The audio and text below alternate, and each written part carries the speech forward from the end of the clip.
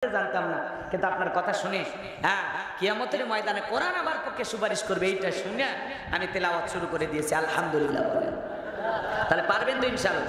তাহলে জবান ছেড়ে সবাই পড়ুন, তাবারাকাল্লাযী বিয়াদিহিল মুলকু ওয়া হুয়া আলা কুল্লি শাইইন কাদির।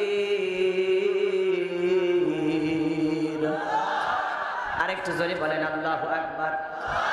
আল্লাহ রাব্বুল আলামিন বলেন, মহামান্বিত সেই সত্তা যার হাতে সর্বময় কর্তৃত্ব, রাজত্ব পাওয়ার ক্ষমতা, তিনি হলেন সব বিষয়ের উপরে শক্তিমান। তাহলে বলেন তো বাজান, সব কিছুর ক্ষমতার একমাত্র মালিক কে?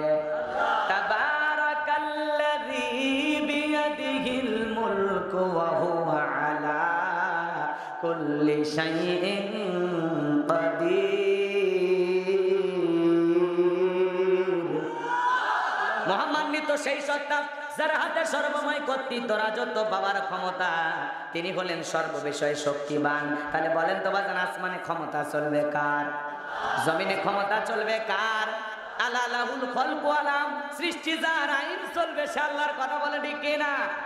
আসমান জমিনের সবকিছুর মালিক লিল্লাহি মুলকুস সামাওয়াতি ওয়া মা ফিল আরদ। আকাশ আর জমিনের একচ্ছত্র